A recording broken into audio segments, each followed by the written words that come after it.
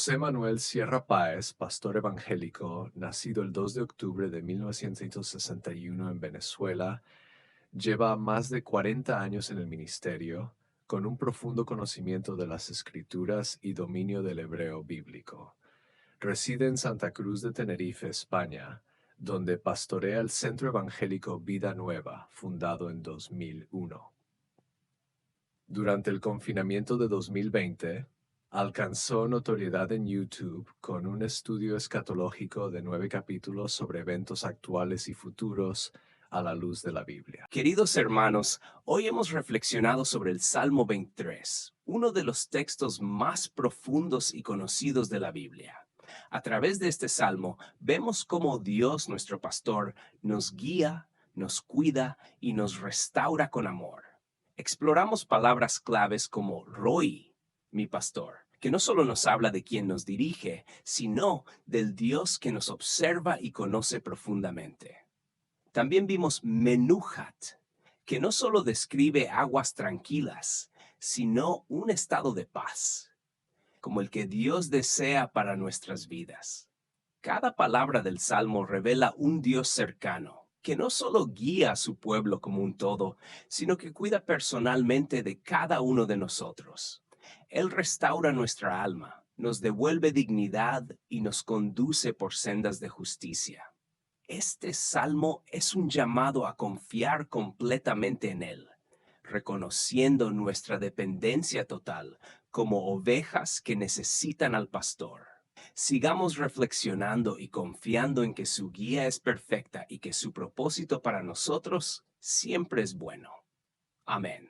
Quiero felicitar al pastor José Manuel Sierra por esta maravillosa enseñanza sobre el Salmo 23.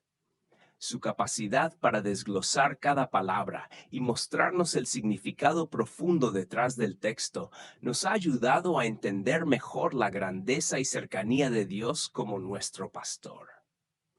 Me conmovió profundamente cómo explicó que Dios no solo cuida a su pueblo como un todo, sino que también se preocupa personalmente por cada uno de nosotros. Fue un mensaje lleno de sabiduría, claridad y un llamado a confiar plenamente en el Señor. Gracias, pastor, por guiarnos con tanta pasión y dedicación en el estudio de la palabra. La libertad o el tiempo de contar cada una de sus palabras y cada una de sus letras. Y parece mentira que David, con tan solo 57 palabras y 219 letras, haya escrito uno de los salmos más conocidos y más bonitos de la Biblia, el famoso Salmo 23. Se han dicho muchas cosas acerca del Salmo 23, que si nosotros somos como ovejas, que Él es nuestro pastor, etcétera, etcétera. Pero vamos a hacer algo en esta tarde diferente, porque la riqueza de este idioma, la riqueza del hebreo, que estamos también estudiando aquí y en el Puerto de la Cruz, cositas de este idioma, nos da la posibilidad de sacarle mucho más el jugo, porque lo que he hecho es que he escogido una serie de palabras claves de este salmo y he visto cómo se traducen o en qué contexto se escriben en otros pasajes de la Biblia. Claro, esto me ha llevado horas. Si lo que yo les voy a compartir a ustedes, que yo no creo que lo pueda compartir todo, no sé hasta dónde vamos a llegar, pero estudiar los salmos o estudiar un capítulo de la Biblia casi palabra por palabra te lleva un montón de tiempo. Y cuando yo estaba estudiando en estos días este salmo, casi palabra por palabra, pues me alegré de ver todo lo que se puede sacar de él, pero por otro lado me puse un poco triste. Y les voy a decir por qué.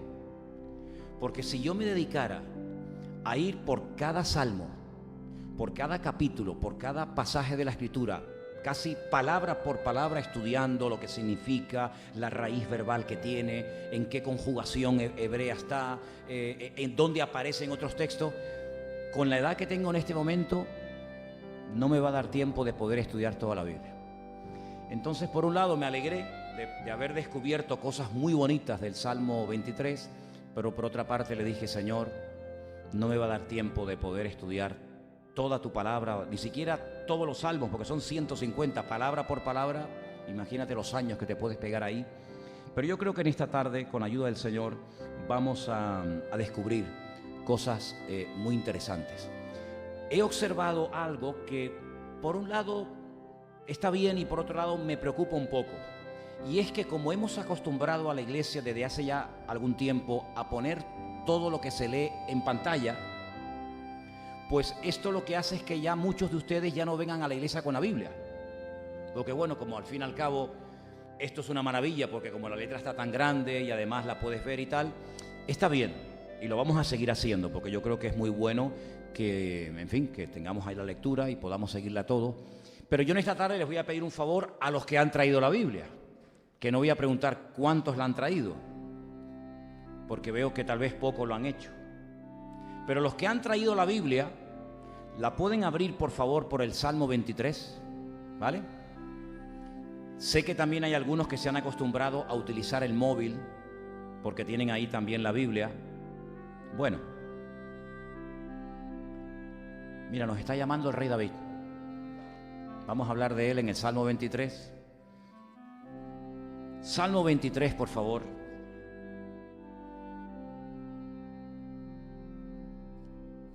El Salmo 23 dice, hay un título que los hombres le han puesto, ese título no está en el texto original, pero pone arriba Salmo de David. Y el versículo 1 arranca con el Señor es mi pastor. ¿Lo veis? ¿Sí o no? Bueno, en el texto que ustedes tienen ahí delante, ese Salmo de David sí forma parte del versículo 1, ¿vale?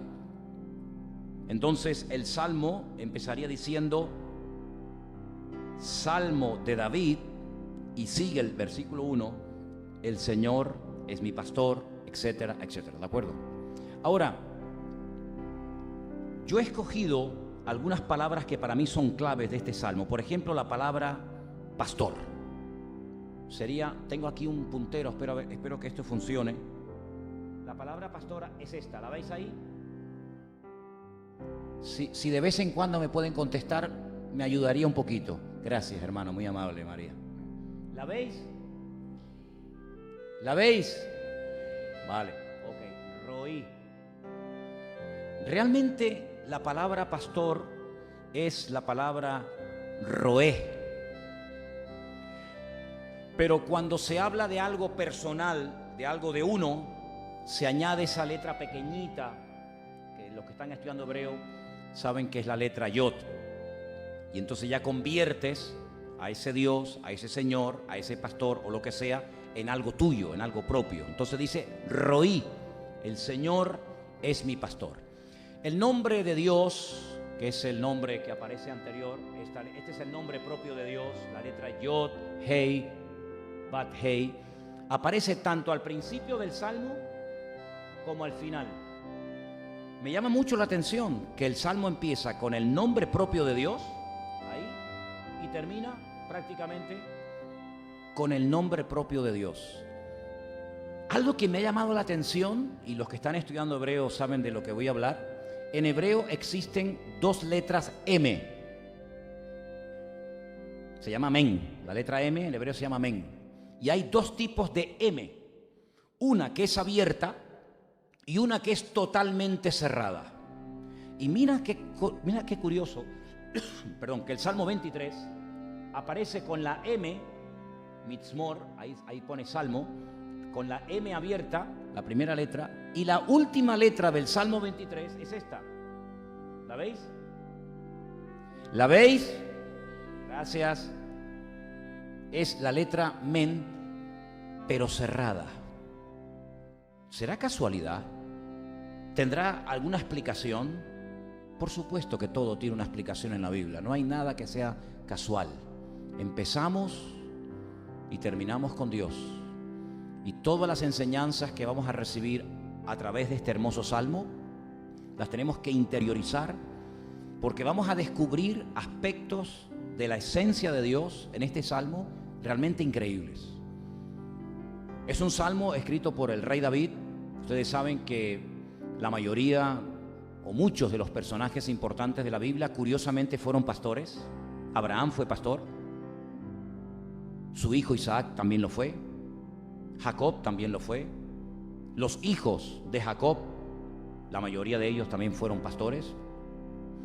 Tenemos al rey David, que también fue pastor de ovejas antes de rey de Israel. Por lo tanto, eran personas que este mundo de la ganadería, sobre todo las cabras y las ovejas, lo conocían perfectamente.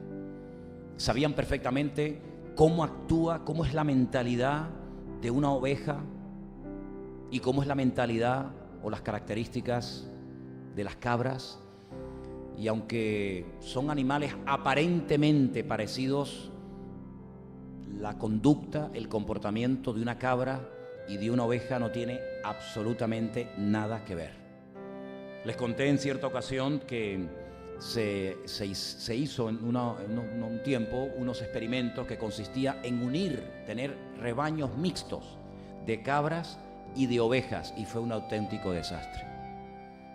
Porque las cabras les gusta trepar, son generalmente rebeldes, son testarudas, trepan, se suben allá arriba y no son gregarias, no es como la oveja tontorrona que siempre está en manada, siempre está en grupo con las demás, sino que la cabra tiene ese espíritu independiente, ¿no? Hay un refrán por ahí que dice que la cabra tira al monte, ¿no? En cambio, la oveja es más gregaria, la oveja es más tontorrona, más dependiente del pastor. Entonces, ¿qué es lo que pasaba? Que, bueno, cuando se mezclaban las ovejas con las cabras, las ovejas terminaban imitando a las cabras y trepaban y se subían a unas alturas tremendas y después no sabían bajar, se perdían y bueno, era un lío y le daban un trabajo a los pastores tremenda. Entonces lo que decidieron fue no mezclar ovejas con cabras, sino que cada uno vaya por su lado, ¿no? La cabra come lo que encuentre, cartón, plástico, hierba, madera, lo que agarre la cabra se lo come, ¿verdad? Sin embargo, la oveja es más selectiva, más delicada. Una oveja cae, por ejemplo, en el agua y si es tiempo de lana que aún no la han esquilado, se muere porque se le empapa la lana con el agua y se le duplica o triplica el peso y se ahoga porque apenas sabe nadar. La cabra, digamos que no es tan dependiente aparentemente del pastor. El pastor tiene que estar más veces detrás de las cabras. Sin embargo, con la oveja es al revés. La oveja generalmente sigue al pastor y el pastor muchas veces tiene que seguir a la cabra, ¿no? Por eso yo pregunto, ¿a quién te pareces tú más? ¿A una cabra o a una oveja? En fin, tú verás, ¿no? No le preguntes a tu marido, a tu esposa, no sea que te lleves una sorpresa con la respuesta, ¿no? Pero lo que me llama la atención de esta palabra pastor tiene una raíz muy interesante y la estuve buscando en diferentes pasajes de la Escritura. Y hay un texto que está en el libro del Génesis, capítulo 16, versículo 14. No hace falta porque claro, si a lo mejor lo pones va a perjudicar eso ahí, pero bueno, como quieras. En Génesis capítulo 16, versículo 14, hay un versículo muy interesante donde aparece la palabra roí, que es la palabra mi pastor. Y déjame que te lo lea, presta atención. Dice así: por lo cual llamó al pozo, pozo del viviente que me ve. Pozo del viviente que me ve. Pozo es ver, viviente es la hay, que me ve, que me observa, es roí. Así que en el Salmo 23, la palabra roí la traducen como mi pastor, pero en Génesis 16:14 la traducen como el que me ve, el que me observa. Y hay otro pasaje tremendamente interesante en la Escritura que marcó en el mundo espiritual un antes y un después, y es lo que se llama la Akedah, cuando Abraham coge a su hijo de casi 40 años. Maestras de escuela dominical, tengan presente este dato, porque a veces he visto en fotografías o en póster o en cuadros de la escuela dominical a un niñito, casi a un adolescente, ¿verdad? Que su papá lo lleva y lo pone sobre un altar y ese niñito es Isaac y el papá es un señor muy anciano, es Abraham. Pero realmente la realidad no fue así. La realidad es que Isaac se calcula que ya podría tener casi 40 años de edad. por eso cuando dice la Biblia, y ambos iban juntos, los dos iban juntos, es que Isaac sabía lo que se exponía. Isaac no era tonto. Isaac sabía perfectamente en qué consistía un sacrificio. Un sacrificio no era solamente subir a un monte, levantar un altar de piedras, prenderle fuego a la madera y nada más, sino que un sacrificio no era sacrificio si no había una víctima, si no había un animal inocente, fuera oveja, cabra, buey o lo que correspondiera en el momento, ¿no? Y por eso él le pregunta a su padre, dice, oye padre, que llevamos 3 días caminando, venimos desde el sur de Israel, desde la ciudad de Beer-Sheba, Beer, esposo, Sheba, hoy se aprendieron algunos nombres, que Sheba, 7, ¿no? La ciudad de los 7 pozos, y venimos 3 días caminando y veo que llevas leña, llevas brasas, llevas fuego, ¿verdad? Las hemos avivado por el camino, llevas el cuchillo, pero una pregunta, ¿y el cordero, el holocausto, la víctima? Y entonces el padre le dice, el Señor proveerá. Dice en el texto en Génesis, Adonai Jireh. Pero realmente no dice proveerá, sino que vuelve otra vez a aparecer con otra conjugación la palabra roí, que en el Salmo 23 la traducen como mi pastor. En el libro de Génesis, capítulo 16, te lo acabo de leer, aparece como el pozo del viviente que me ve, como el que me observa. Pero en ese pasaje donde Abraham sube con su hijo Isaac al monte Moriah a sacrificar a su hijo, se traduce como el Señor verá, no como el Señor proveerá, que es lo que habitualmente leemos en la versión Reina Valera, sino que realmente lo que dice, el Señor verá. Es decir, va a ocurrir algo hoy en esa montaña que en el mundo espiritual, como acabo de decir, marcará un antes y un después. Tú sabes que hay acontecimientos, sabes que hay cosas que suceden en la historia que pueden marcar un antes y un después en nuestras vidas. Por ejemplo, cuando una mujer se casa, un hombre se casa, oye, hay un antes y un después. Cuando eres padre, ¿verdad? Cuando eres madre y tienes el privilegio de haber sido madre o padre, pues hay un antes y un después, ¿no? Bueno, pues en el mundo espiritual hay cosas que podemos hacer los seres humanos para bien o para mal que marcan un antes y un después. Y por eso muchas veces hay palabras que son como términos polivalentes, es decir, palabras que se pueden traducir con diferente significado. Y una de las palabras que tiene diferente significado o traducción es la palabra nes. La palabra nes en hebreo es bandera. Pero también la palabra nes en hebreo es señal. Y también la palabra nes en hebreo es milagro. Es decir, hay cosas que son un milagro, pero que ese milagro es como una bandera, es como una señal que pasan los siglos, cambiamos de generación, pero quedó una marca en el mundo espiritual. Es como cuando la policía va y dice, hombre, no hemos pillado al ladrón con las manos en la masa, no sabemos quién es el ladrón, pero hay huellas. Y entonces sacan, ¿verdad? ¿Cómo es? Las famosas huellas digitales. Y entonces en la base de datos, en la computadora, dice, mira quién fue, fulanito de tal. Pero ¿y cómo sabes que fue fulanito de tal el que atracó esa cafetería o restaurante o lo que sea? Porque dejó sus huellas. Y como no hay nadie en el mundo que tenga las huellas de esa persona, no puede decir, bueno, pudo ser Juan, Antonio, Pepito o Antoñito, sino que tuvo que ser este. ¿Por qué? Porque son tus huellas y nadie en el mundo ni tuvo, ni tiene, ni tendrá las huellas digitales que Dios te dio a ti. Por lo tanto, te han pillado, amigo. Has dejado tu marca, has dejado tus huellas. En el mundo de los animales usan mucho el olfato. Y por ejemplo, los que tenemos perros, machos sobre todo, sabemos que van marcando, ¿no? ¿Sí o no? Van marcando su territorio. Y sabemos cómo lo marcan, ¿no? No vamos a poner ningún ejemplo ni vamos a hacerlo, pero sabemos que ellos van marcando. Entonces los perros que vienen o que ya pasaron anteriormente, saben que por ahí pasó ese macho. Y cuando hay una perra en celo, yo no sé cómo hacen, pero lo detectan a kilómetros. Porque el mundo ese de los olores, ¿verdad? Van marcando con las patas, con la orina, etcétera.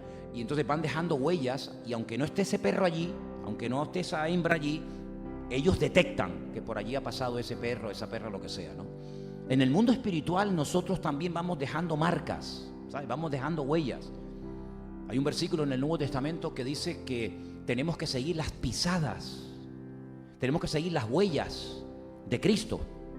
Se cuenta la historia de un niño que quería estar con su padre, pero su padre le prohibió que fuera con él porque iba ese día a cazar caimanes a un río, a un pantano, y era muy peligroso llevar a un niño pequeño a cazar cocodrilos, ¿no?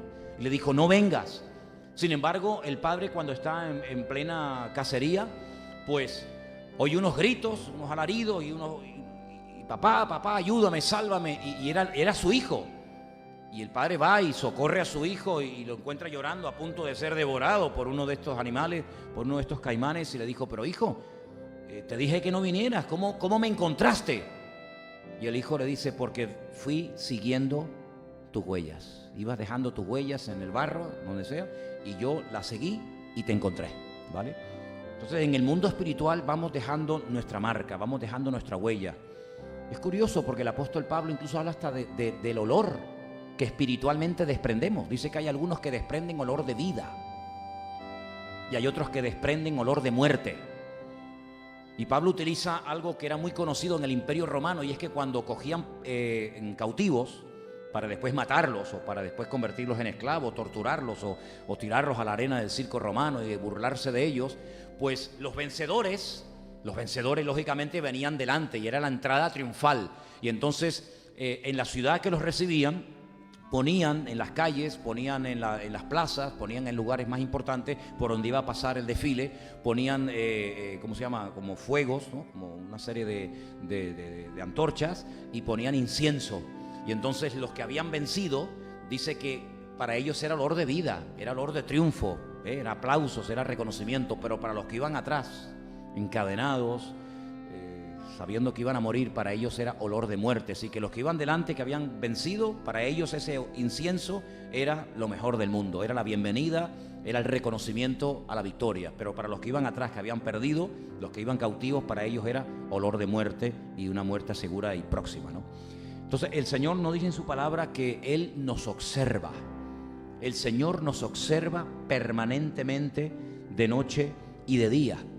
Y esta mujer que dice, a este pozo le voy a llamar el pozo del viviente que me ve, Beer Jai Roí, es nada más y nada menos que una mujer que tuvo muchos problemas consigo misma y con los demás. Y me estoy refiriendo a una egipcia llamada Agar. Me llama mucho la atención que cuando la Biblia habla de Agar, dice que era la sierva egipcia de Sara. Es decir, Abraham bajó a Egipto en un momento puntual de la vida, y cuando él se va de Egipto, el rey de Egipto le hace un regalito. Es decir, podríamos decir que Abraham se fue de Egipto, pero Egipto no se fue de él. Le metió a Egipto en la familia, y sabemos que esa mujer, Agar, pues le creó muchos problemas a su ama, a su esposa, porque dice la Biblia que se burlaba de ella cuando quedó embarazada de su marido. Y hay un momento en el que ella huye, y un ángel se le presenta y le habla y le dice, vuelve y sométete, y agacha la cabeza. Y hay otro momento en el que otro ángel, o el mismo ángel, le habla y le dice, no tengas miedo, te acaban de echar de casa, no tienes presente ni futuro, estás en pleno desierto, se te ha acabado el cántaro de agua, pero el niño no morirá, sino que el niño será, dice en hebreo, un pere Adán. No dice Adán pere, no dice un hombre salvaje, sino dice será un salvaje hombre, como diciendo la característica principal de la descendencia de los ismaelitas serán un salvaje, un ser humano, pero será un salvaje. Dice, peleará contra todo el mundo y todo el mundo peleará contra él, ¿vale? Y por su espada vivirá. Un hombre guerrero, y ese es el origen del pueblo árabe, gente guerrera, gente nómada, gente que se ha buscado la vida, toda la vida en los desiertos, pues robando, asesinando, etcétera, etcétera, ¿no?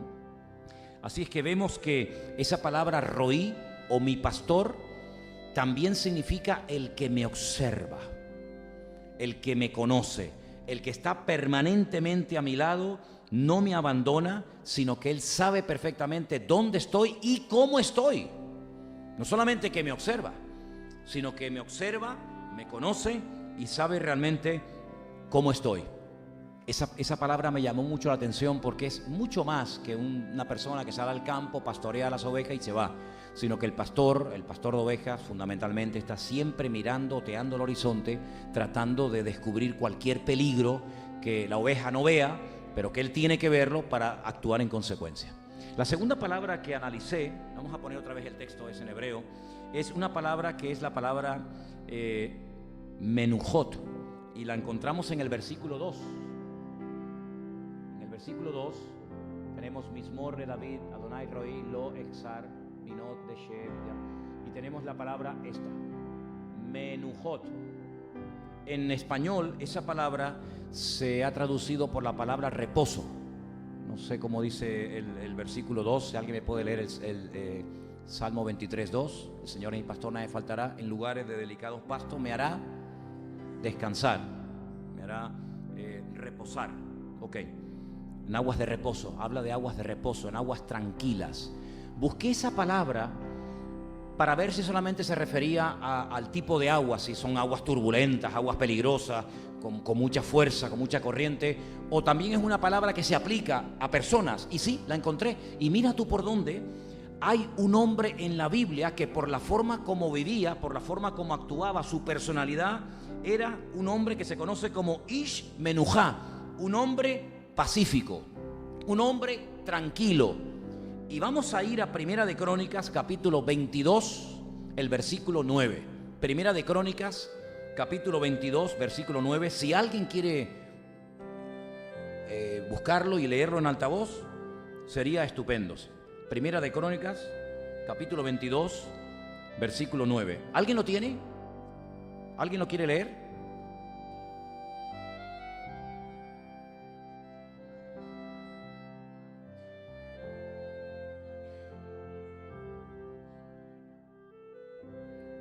Fíjate qué interesante, se le está profetizando al rey David que va a tener un hijo que será un Ish Menujá. Es la misma palabra que aparece para reposo o para aguas tranquilas, porque dice que sería un hombre tranquilo.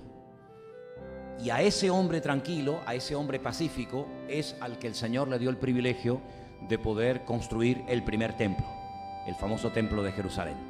Su padre era completamente diferente.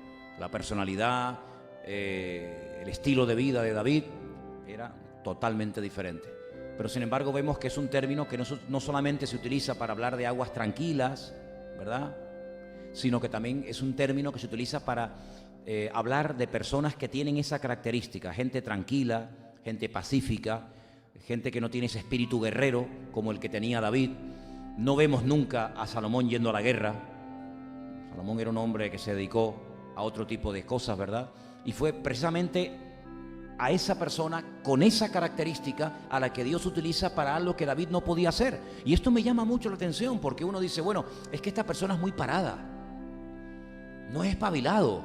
El otro sí, el otro tiene un carácter, un temperamento, pero te das cuenta que en la Biblia hay lugar para todo el mundo. Hacía falta un David. David no podía ser un tipo parado, un tipo que se venía abajo por cualquier cosa. David era un hombre con un carácter, con un temperamento, pero era el tipo de persona que hacía falta pues para dominar a los enemigos, para que después, cuando naciera su hijo Salomón, hubiera paz, hubiera calma, y él a su vez fuera un hombre pacífico y tranquilo, ¿verdad? Sobre todo que meditara. Fíjate la cantidad de cosas de las cuales habló Salomón, hasta de las hormigas. Oye, para hablar de las hormigas, este hombre estaría todo claro, como no iba a la guerra, pues se iba al campo a ver las hormigas. David no se iba a parar nunca a ver las hormigas, porque es que no tenía ni tiempo, ni sabía que existían las hormigas, ¿verdad? Sin embargo, Salomón habla de las hormigas, habla de las arañas. Salomón escribe un libro de Proverbios que es una maravilla. Salomón escribe un libro llamado el libro de Coelet o el libro de Eclesiastés, donde él reflexiona sobre la vida, gente que fue muy famosa y que muere con ningún reconocimiento, gente que no fue famosa pero que le dan una pompa al morir que no le dieron en vida. Sí, es un hombre que se rompe la cabeza. Y entonces vemos en la Biblia que hay personas impulsivas, personas melancólicas, personas flemáticas, personas sanguíneas, y hay lugar absolutamente para todo. Porque esa palabra menujá o menujot aparece hablando acerca de la personalidad o hablando de la vida también de Salomón. Hay otra palabra que me llama la atención y es la palabra yenagení. La palabra yenagení es una palabra que dice en el texto en español: Él me guiará por sendas de justicia. Quiero pedirle a dos de ustedes que me busquen Éxodo 15:13, por favor, y otra persona, Segunda de Crónicas 28:15. Repito, alguien que me lea Éxodo 15, versículo 13, y otra persona que me lea Segunda de Crónicas 28:15. Cuando alguien tenga el texto de Éxodo, María, por favor, ¿me lo puedes leer?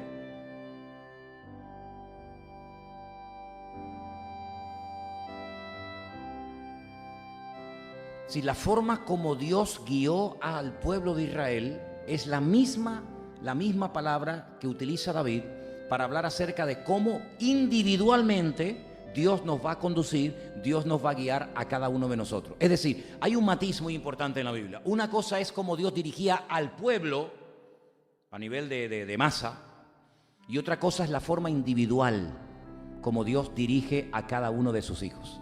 Y esto es una cosa muy bonita, porque vemos que en la Biblia se presenta un Dios que atiende a la masa, pero también vemos a un Dios personal que te atiende a ti. Y esto lo vemos también, por ejemplo, en la vida de Jesús. Siempre rodeado de multitudes, siempre rodeado de enfermos, siempre rodeado de un montón de personas que venían. El que no estaba enfermo estaba endemoniado, el que no estaba endemoniado tenía preguntas, el que no tenía preguntas. Pero también lo vemos a Jesús, y es algo que se destaca sobre todo en el Evangelio de Juan. Lo vemos, por ejemplo, un día hablando a solas con una mujer, la mujer samaritana. Jamás a un rabino judío se le ocurriría a solas hablarle a una mujer. Lo vemos hablándole a un solo enfermo, cuando dice Juan capítulo 5 que había una multitud de enfermos sentados esperando el movimiento del agua en el estanque de Betesda. Sin embargo, lo vemos hablando con uno solo. ¿Te das cuenta? Entonces vemos que hay un Dios, el Dios de la Biblia es un Dios que atiende a su pueblo, pero también es un Dios que tiene tiempo para ti, para guiarte, para mostrarte su voluntad, para dedicarte de su tiempo, para que tú también conozcas cuál es la voluntad de Dios para tu vida. Porque una vez dijimos, hablando acerca del tema de la voluntad de Dios, que hay una voluntad general, colectiva para todos. Hay un versículo, por ejemplo, que dice: y esta es la voluntad de Dios, que vivamos en santidad. Pero ¿esto para quién es? Para todos, para todos. Pero bueno, el que vivamos todos en santidad, que vivamos todos en orden, está muy bien. Pero una pregunta: ¿qué hago con la casa? ¿La vendo o la compro? ¿Qué hago? ¿Me quedo o me voy? ¿Me caso con este o no me caso? ¿Le digo esto o no le digo nada? Esa es una voluntad personal, individual. Hay momentos en los que el Señor le da permiso a Abraham para ir a Egipto, y hay otros momentos en el que le dice a su hijo: no vayas a Egipto. ¿Te das cuenta? Al padre lo deja bajar, al hijo no.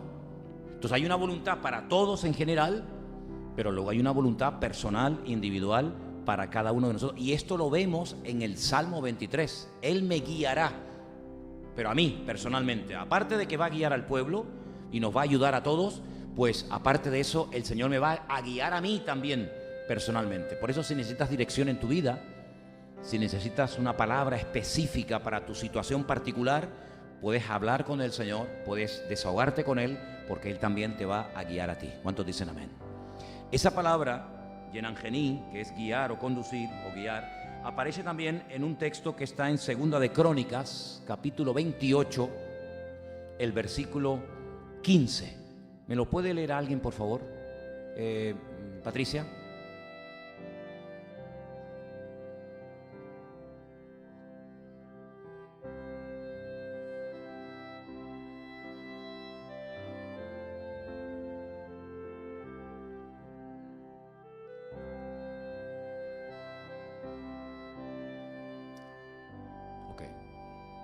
Una serie de cautivos, una serie de personas a las cuales dicen: no, esta gente no los pueden tratar así, a esta gente hay que devolverlos a su lugar para que se vayan. Y dice que los trataron bien, ¿verdad? Los vistieron, les pusieron zapatos, y dice que en asnos, en burros, los llevaron a cada uno a su respectivo lugar, dando a entender de que ese término también habla de un trato personal y directo con todos y cada uno de nosotros, ¿de acuerdo? Vamos al versículo 3. En el versículo 3 hay una palabra muy, muy interesante, que es la palabra Yeshoveb. La palabra Yeshoveb. Vamos a ver si la podemos encontrar ahí en el texto. La tenemos aquí. Esta palabra, ¿la ves ahí?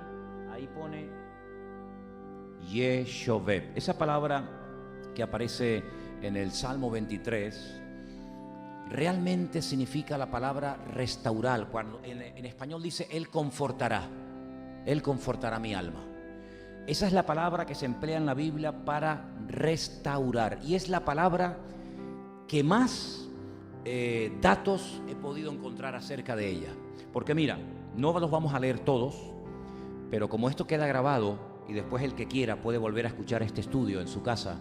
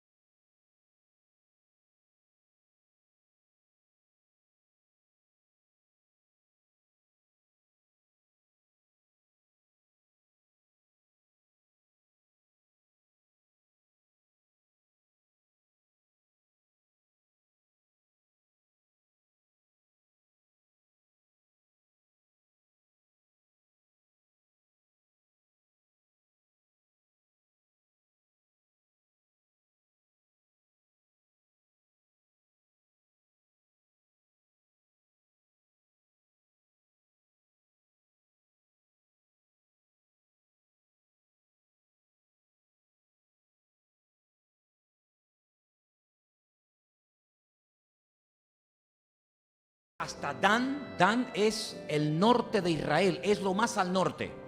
Esa expresión que aparece tanto en la Biblia, que dice desde Dan hasta Beersheba, es como decir de norte a sur, de punta a punta, ¿sí? Pues dice, no contento con esto, dice que se va hasta el norte de Damasco. Sí, es una barbaridad de kilómetros lo que hizo este hombre. Un montón de kilómetros, persiguiendo a estos reyes terribles que se habían llevado toda la riqueza de Sodoma y Gomorra, que se habían llevado cautivo, secuestrado a Lot y a su familia. Y entonces vuelve otra vez a aparecer la palabra, porque Yeshoveb significa no solamente poner las cosas en su sitio, sino que significa también recuperar, recobrar cosas o personas. Y es muy interesante, ¿no? Porque vemos que todo eso que estoy diciendo, de poner las cosas en su sitio, de recuperar la dignidad de la persona, todos esos términos aparece en la palabra confortará mi alma. Entonces Dios te va a poner en tu sitio. ¿Cuántos dicen amén? Dios te va a poner en tu sitio. Dios te va a restaurar. Dios te va a volver a dar dignidad si es que la has perdido. Dios va a volver a levantar tu autoestima. Imagínense cómo tenía que estar Lot, secuestrado. No sabía si le iban a matar, si le iban a torturar, si le iban a violar a las hijas delante de él, si le iban a matar a la mujer. Él no sabía nada, pero por el camino venía el tío. Por el camino venía el tío Abraham con sus 300 siervos bien armados, y que iba a ser Yeshoveb, que lo iba a recuperar y lo iba a volver otra vez a poner en su sitio. Y eso es lo que hace el Señor con nosotros, ¿verdad? El Señor nos vuelve a poner en nuestro sitio, el Señor nos vuelve a poner sobre la roca. Si hemos tropezado, si hemos caído, si nos hemos apartado, si nos hemos enfriado, Él nos vuelve otra vez a restaurar para que sigamos sirviéndole. ¿Cuántos dicen amén? Y puede ser que entres en un tiempo de desánimo, de desgana, como por ejemplo Elías, que dice que se metió dentro de una cueva y oró, pero oró mal. Oró, pero oró mal. Señor, quítame la vida, ya no aguanto más, me siento solo. El Señor dijo, no, eso nada. Sal para afuera, sigue caminando, porque aún te queda mucho camino por recorrer. Todo eso es Yeshoveb, ¿verdad? Pero hay un texto muy interesante en Génesis 43:12. Génesis 43:12. Ese sí quiero que lo leamos. Si me hace el favor alguien de leérmelo, por favor, porque tiene que ver con el dinero. Génesis capítulo 43, versículo 12. El primero que lo tenga, Que me lo lea rapidito. ¿Qué dice?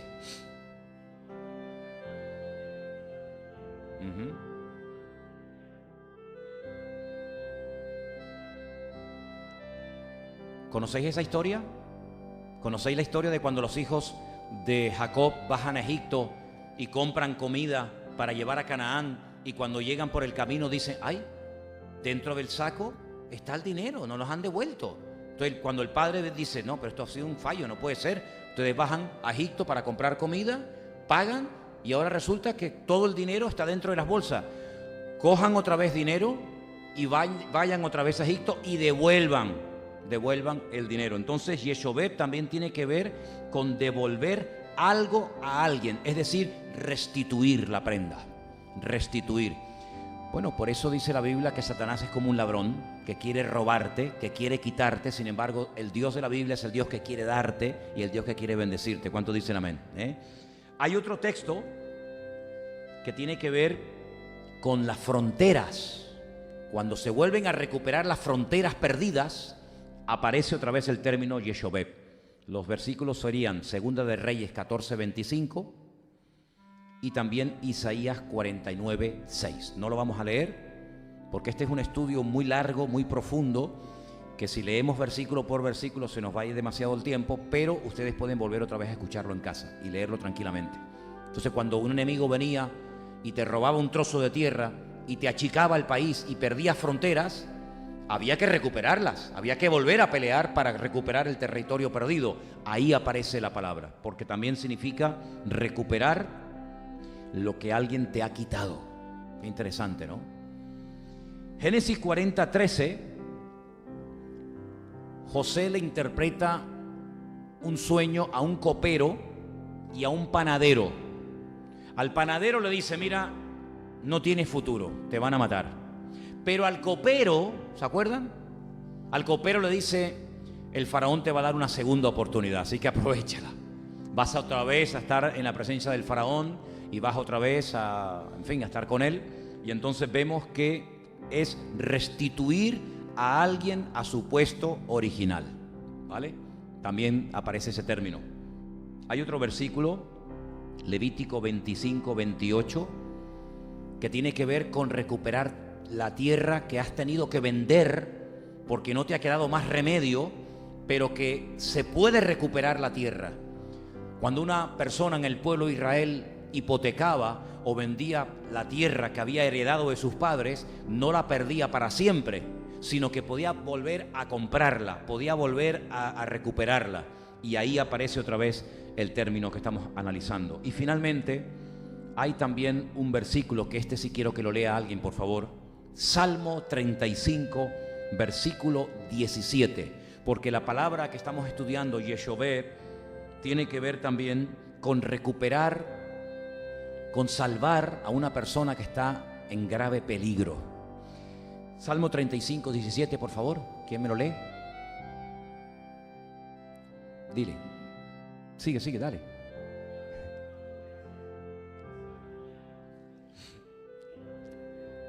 Si podemos pedirle al Señor que nos proteja de peligros que conocemos, pero cuidado, hay muchos peligros de los cuales yo creo que nos ha salvado el Señor y no nos hemos dado ni cuenta. Porque a veces podemos decir, oye, el Señor me libró el otro día que me caí, me podía haber matado. El Señor me cuidó. O tuve un accidente de coche y, gloria a Dios, mira, lo puedo contar. Eso es lo que tú sabes. Pero de cuántas cosas, queridos hermanos, nos habrá librado el Señor y no nos hemos dado ni cuenta. ¿Te imaginas que una persona un día nos quiso matar y venía dispuesto a matarnos? Tú no te enteraste, pero esa persona por el camino tropezó, se cayó y se mató. Tú no sabes nada, pero cuando lleguemos a la presencia del Señor, créame, yo estoy convencido de que el Señor nos va a dejar a todos con la boca abierta y nos va a mostrar. ¿Te acuerdas el 14 de mayo de 1987? ¿Dónde estaba? No. O mira, estabas en la playa. ¿Sabes que había un tiburón blanco a 5 metros de ti? ¿Cómo? Tú no lo viste. Pero cuando iba hacia ti, no sé lo que le pasó, le dio un ictus Le dio un ictus al tiburón y se quedó así, patas arriba, tú ni lo vi, bueno, aletas arriba. Tú no te enteraste, pero ese día tú podías haber muerto. Oye, Señor, pues gracias porque no me enteré, pero es verdad. Entonces, hermanos, nosotros estamos protegidos por la mano del Señor 24 horas al día. Llevo una semana, ya al final ya le dije a Elena, por favor, échame una mano, porque es que ya no sé cómo salir de esto. Me llaman todos los días a la misma hora para darme una oferta de una compañía para el funeral. Buenos días, buenos días. ¿Con qué compañía tiene usted? Digo, no, porque tenemos una oferta, tenemos una caja muy económica y digo, pero mire, señorita, es que no me interesa la caja. No, pero es que es una oferta, que no, mire, que no. Al día siguiente me vuelve a llamar otra. Mire que tenemos una oferta de funeral muy económico, muy bonito, con unas flores, que no, mire, que sinceramente que no me interesa. ¿Sabe qué, hermano? Nosotros tenemos la mejor compañía, el mejor seguro del mundo, y es el Señor, que es nuestro pastor. ¿Cuántos dicen amén? Gloria a Dios. Dile a tu hermano, tranquilo, que el Señor nos está cuidando. Díselo. Tranquilo, que el Señor nos está cuidando. Quiero analizar una palabra más. Hay muchas más, ¿eh? No estoy terminando el estudio de hoy, pero hay una palabra más, que es la palabra Yangení. ¿Podemos poner ahí el texto? La palabra Yangení, donde dice en el texto español, me guiará, ¿vale? Me guiará por senda de justicia, ahí. Yangení. Esa palabra, Yangení, quiero que vayamos a un pasaje de la Biblia, Génesis 24, 27, porque ahí aparece una persona que ayer cuando yo hablaba de él en la clase de hebreo en el Puerto de la Cruz, oye, se me encendió en ese momento la lamparita y dije algo que yo no tenía pensado decirlo, pero me acuerdo lo que dije y lo quiero decir esta noche. ¿Ustedes se acuerdan de un personaje llamado Eliezer? Es un nombre compuesto. Elí significa mi Dios. Ezer significa ayuda. Mi Dios es mi ayuda. Qué nombre tan bonito, ¿no? Eliezer. Bueno, resulta que un día Abraham, que era el hombre más rico del mundo, el hombre más rico de la tierra, era Abraham, el que había salido de Ur de los Caldeos, ¿se acuerdan, no? Pues este hombre un día dijo, Señor, no me has dado prole, no me has dado un hijo, no tengo descendencia. Toda la fortuna que tengo, las ovejas, las cabras, los camellos, los criados, etcétera, etcétera, se los va a quedar este Damasceno, se ve que era de Damasco, ¿no? Se los va a quedar su hombre de confianza. ¿Quién era? Eliezer. Al no tener hijo varón, bueno, ni varón ni hembra, pues no me va a quedar más remedio que darle la herencia a mi criado, porque no tengo descendencia. Ahora tú imagínate un criado que por ser fiel a su señor, a su amo Abraham, se iba a convertir con el paso del tiempo en el hombre más rico del mundo. Porque su amo era rico, y aunque él era un siervo, aunque él era un criado, cuando su amo muriera, él iba a ser el heredero de toda la fortuna de Abraham. ¿Me siguen? Pero resulta que Abraham lo que quería en el fondo era tener un hijo. ¿Lo tuvo o no? Claro que lo tuvo. Y ese hijo que iba a heredar la fortuna de su padre se llamó Isaac. Y ahora Eliezer coge una depresión, se enfada, quiere matar al niño, no lo puede ver en pintura. ¿Estoy diciendo la verdad? Para nada. Él podía estar hundido, pues bueno, y ahora me quedo sin nada. Ahora nació y se va a llevar toda la fortuna que iba a ser para mí. Pero él entiende que bastante privilegio es ser el hombre de confianza, el siervo de confianza del amigo de Dios, en este caso de Abraham. Por lo tanto, él no le coge envidia al niño. Al contrario, él quiere que el niño sea bendecido, que el niño sea próspero, que el niño tenga lo mejor, incluida la mejor mujer de la tierra. Y mira tú por dónde que al ver que no cambió su actitud de ser un hombre de decir, voy a ser rico, lo voy a tener todo, a decir, no voy a tener nada, porque ahora se lo va a llevar el niño. Fíjate cómo no cambió de actitud, sino que se mantuvo bien, se mantuvo fiel, que un día el amo lo llama y le dice: Eliezer, ven para acá. Quiero que le busques una mujer a mi hijo. Claro, Eliezer podía haber sí, le voy a buscar la más fea, la peor, para que terminen divorciándose, separados y al final todo me vuelva a mí. No, no, no. Sino que él ora al Señor y le dice: Señor, guíame. Es la palabra que estamos analizando, Yangení, guiar, conducirme. Quiero que me guíes al lugar donde viva esa mujer. Ahora, ¿dónde está? Ay, amigo, ¿dónde está? Y él coge y se pone a caminar por el desierto y se pone a caminar días, semanas, no sé si meses, pero se pone a caminar cargado con un montón de riqueza para dársela a su futura esposa, y llega a un lugar donde ve a las mujeres que salen para darle de beber a los rebaños, y entonces él le pone una prueba al Señor y le dice: Señor, yo llevo un montón de camellos, y un camello cuando bebe, después de días, dice que puede beber como mínimo 100 litros de agua. Llevaba 10 camellos cargados, aparte del que a lo mejor él llevaría. Yo voy a ponerle esta prueba al Señor. Le voy a pedir a una mujer que le dé de beber, que me dé agua de beber. Y si me dice que sí, esa es la mujer que Dios ha puesto para el hijo de mi amo. Ve venir a una chica y le dice: ¿me das un poquito de agua para mí, para mi camello? Y le dice: sí. Te voy a dar agua a ti, a tu camello y a todos los camellos que traes. Ahora, para sacar agua del pozo, no había en aquellos tiempos una bomba, ¿sabes? Mete la bomba y te va bombeando el agua y oye, solamente es cuestión de aguantar la manguera. No, no, no. Dice que tenía que sacar uno y otro y otro. ¿Cuántos cubos de agua habrá sacado esa mujer para dar de beber a 10 camellos sedientos? Cada uno bebía 100 litros por 10. Son 1000 litros de agua. Intenta un día en tu casa con un cubo sacar 1000 litros de agua. Es una barbaridad. Oye, te termina doliendo aquí, la cintura, la cadera, la artrosis, la artritis, todo te va a doler. Y dice que él estaba asombrado porque decía: yo en mi vida he visto una mujer tan amable, que no se queja, que no le he pedido que le dé de beber a mis camellos, pero ella se ha ofrecido. Esta tiene que ser. Esta tiene que ser. Su hermano se llamaba, ¿cómo? Labán, blanco.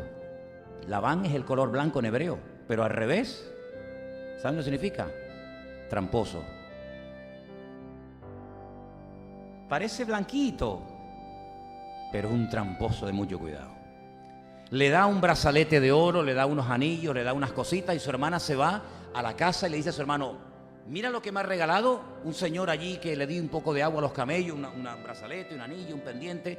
Y Labán sale corriendo al pozo y le dice: venga a mi casa, que tengo comida para usted. Este es un vivo, ¿eh?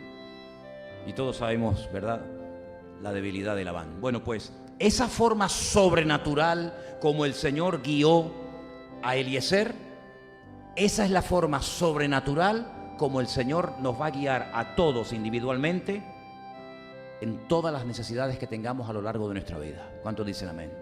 Quiero que lean después en casa Isaías 58:11, donde aparece también la palabra Yangení, y ahí habla de pastorear, atender individualmente la necesidad de la persona.